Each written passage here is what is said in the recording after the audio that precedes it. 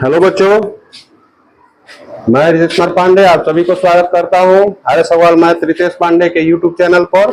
और आप लोग के लिए मैं कोशिश कर रहा हूं कि अच्छी से अच्छी वीडियो आपके सामने लाए और मैथ को इजी वे में सॉल्यूशन देते हुए। तो चलिए एक्सरसाइज देखते हैं हम लोग।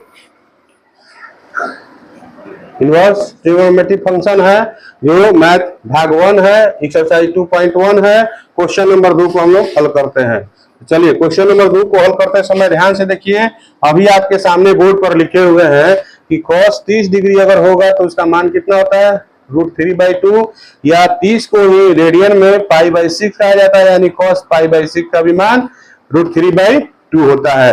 तो सबसे पहले इस सवाल को बनाते समय हम लोग क्या करना होगा, सिंपल वे में हम यहाँ इसको इस तरह से भी लिख सकते हैं। क्या लिख सकते हैं, तो cos इनवर्स लिख सकते हैं। और ये cos में कितना का मान होता है, तो cos 30 डिग्री का मान कितना होता है, याद रखिएगा। cos 30 डिग्री का मान वहां सामने आपको बोर्ड पर हम लिखे हुए हैं। cos 30 डिग्री का मान क्या होता है, √3/2 होता है। इसको अगला स्टेप में हम लोग यहाँ जो मान डिग्री में है इस मान को हम लोग रेडियन में लिखेंगे, क्योंकि हम 12 का मैथ बना रहे हैं। तो 30 डिग्री का मान कितना होता है, तो π/, कितना होता है, 6 होता है। इसमें ये मान रेडियन में हो गया। और इसके सामने अभी हम लोग को फॉर्मूला आपको बताए हैं कि cos इनवर्स cos x बराबर क्या होता है, तो x होता है, यानी जो एंगल होता है वो बराबर के बाद आ जाता है। तो क्या हो जाएगा, यानी यहाँ जो एंगल हम लोग का है cos इनवर्स cos x यानी कितना हो गया, तो π/6 हो गया। बात समझ गए। तो ये हमारा आंसर हुआ।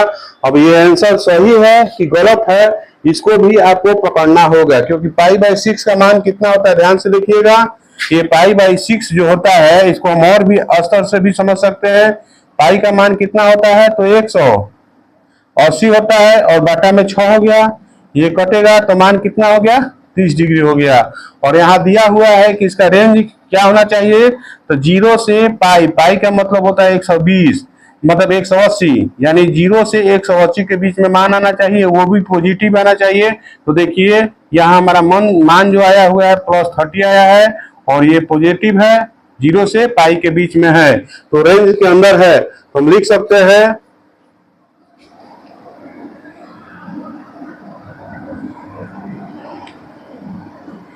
यह मान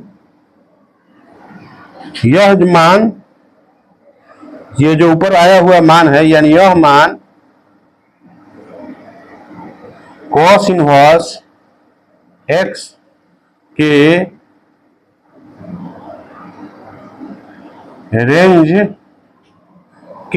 cos इनवर्स के रेंज, यानी रेंज क्या होता है उसका, तो 0, पाई होता है, यानी इतना के बीच में आता है। हमारा आंसर क्या हुआ, यही हुआ।